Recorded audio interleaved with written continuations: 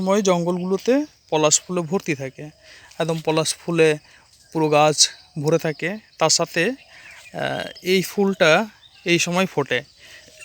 এটাও কিন্তু দেখতে খুব সুন্দর, ছোট ছোট ফুল, পুরো গাছ ভর্তি থাকে। শুধু ফুলগুলোই দেখা যায়, পাতা খুব একটা দেখা যায় না। এই দেখো একদম ছোটো ছোটো ফুল।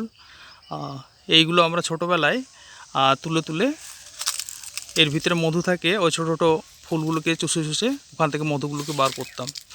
এই দেখো পুরো গাছ ভর্তি ফুল আছে।